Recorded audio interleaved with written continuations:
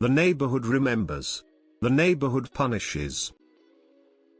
This is a story I've been sitting on for a few years now, and having discovered r/ProRevenge a couple months ago, I decided it's finally time to let the world know what happened to a sociopath who dared to cross the neighborhood. To set the stage, I used to live in a big but not huge city, let's call it Palmville. I lived near the corner of a dense suburb nestled between overstuffed apartment buildings, a river that smelled like diesel when at low tide, and two busy highways.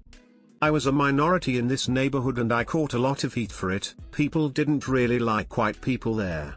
But enough of our neighbors were accepting of us that aside from a few disagreements between families and the beatings that came with them, I didn't feel like I was in danger when leaving my home. It was a rough neighborhood.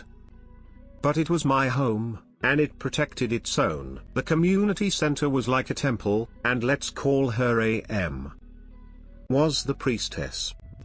In our neighborhood she was respected like a living deity, and her calm and understanding reflected her status. I never once saw her behave without a strong moral code. And the final piece to set this stage, our former landlord.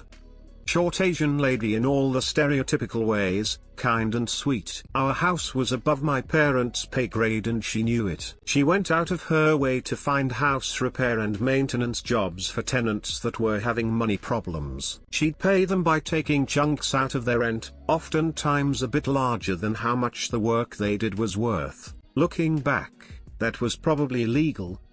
But that's irrelevant because she died.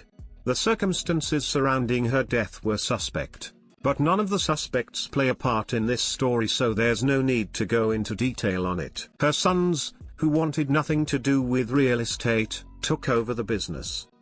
They couldn't make heads or tails of how she managed to float books with so much red in them and began dumping properties. Ours was on that list. I harbor no ill will towards them, and still wish them the best.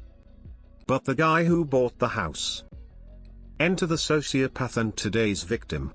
This guy wasted no time in making our lives hell. His first action was to raise the rent. Apparently when the account changed hands, he was allowed to update the rent to modern pricing. We'd been there for several years and were paying below market even from the onset, so this was a huge blow by itself. The second blow came when he said that the rent had to be ready, in full, on the 1st of every month, no partial payments, no work to reduce it, no extensions. Full rent on the 1st of the month or an eviction notice on the 2nd. This was hemorrhaging our savings. But we were surviving for the moment. Meanwhile, A.M. had lobbied hard for the city to co-fund a revival project to renovate the entire aging suburb, and she succeeded. One street at a time had conga lines of work trucks almost every day, and people were getting old leaky pipes replaced, sinkholes in yards patched, fences repaired, paint renewed. It was an amazing thing, and an enticing thing for the sociopath. Being at the corner of the neighborhood, our house was on the last street on the list, and sociopath wanted us out so he could relist the house after renovation.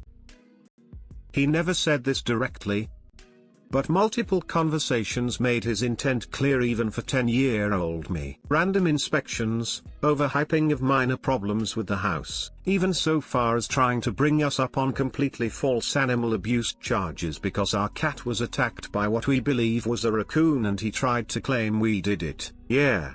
Because a vet can't figure out the difference between knife wounds and a mauling. We read the writing on the wall and began preparations to move. We decided to move in with my oldest brother in a place I'll call Banjoland. Most of us had moved except my other brother, who stayed behind because he still had a lot of social ties in Palmville, and his new job meant if he cut corners, he could keep paying sociopaths inflated bills. Well, despite his best efforts, he came up $20 short one month and sociopath jumped on it. He had 30 days. We made the 400-mile trip from Banjoland to Palmville to get the rest of our stuff, and I can't say as I approved of my brother's living conditions. But I guess that's beside the point. The month passed rather uneventfully. I guess sociopath figured he'd won, so there was no need to burn the gas to drive out and gloat. The neighborhood had learned what was going on, and that was the first time I'd ever been back in that neighborhood where I didn't get a single call out, a single glare, a single racist remark. Everybody behaved reverently. It was kind of disturbing in all honesty. I guess people in lower incomes all know what eviction means and felt like I was having a bad enough time already. Well, 20 days later he says it's time to leave. We still had a week left. But it didn't matter. We didn't have the money to try fighting it with a lawyer. AM descended from the heavens and bought us a couple extra days. But it was evident he really wanted us out, possibly because the work trucks were now one street away. The last time I ever saw the house I grew up in, workmen were throwing my childhood possessions into a large bin when we supposedly still had 3 days left to leave. Everything that follows is a collection of information I got through the grapevine and phone calls with people present at the events. Immediately, sociopath moved into the house himself. Why, you may ask? People who owned the homes they were living in were getting the full cost of renovations comped by the city. He figured that by moving in himself, he'd be able to get this house he bought at liquidation price renovated for free and flip it. AM was having none of it. She explained to him that at the time the revival project was approved, that house was a rental lot, and they can't change the budget now. She then explained to him that the partial cost coverage that had been approved for the lot was in our name, not his, and he wasn't eligible for partial cost comping either. He'd have to pay every penny himself, and since the entire neighborhood was getting a facelift, he was required to at least renovate the exterior, otherwise she'd see the house condemned as an eyesore or dilapidated or whatever the legal term is. He went really cheap on the renovations, basically put in new carpets and a coat of paint. This would later come to bite him in the ass. He then began trying to sell the house in earnest. The neighborhood remembered what he'd done.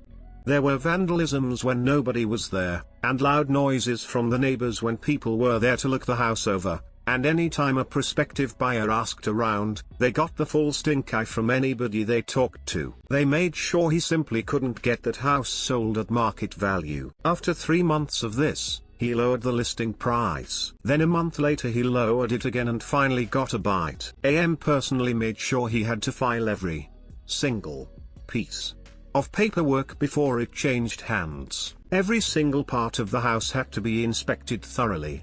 And that's when Karma herself caught up with him. In his hasty and cheap renovations, he'd somehow damaged the pipes. Black mold. AM remembered how he treated us and she decided to pay him back in kind. I never heard how exactly she pulled it off. But she managed to delay him getting the news about the black mold being discovered for several days. Long enough that by time he did get the news he didn't have enough time left to try getting it cleaned or make a last-ditch effort to save the house. The house was condemned days later. In their final act, AM and members of the neighborhood filed every single complaint and injunction they could and arranged for him to be compelled by the city to demolish the house immediately. A cost he had to pay out of his own pocket. He tried to destroy a family and broke laws just to make some quick cash, and instead was left fighting a year-long legal battle and ended up losing thousands. The neighborhood remembers. The neighborhood punishes. Now to the comments. That feeling that if I close Reddit now I might miss the perfect post, and it's probably just a scroll or two away anyway. I don't have it. This was the best bedtime story I've read in a long time. Thank you. I can close Reddit now. I worked for a colorful guy, once. At one point he and his wife, white, moved into a neighborhood that was majority Hispanic. The locals were standoffish, but not hostile.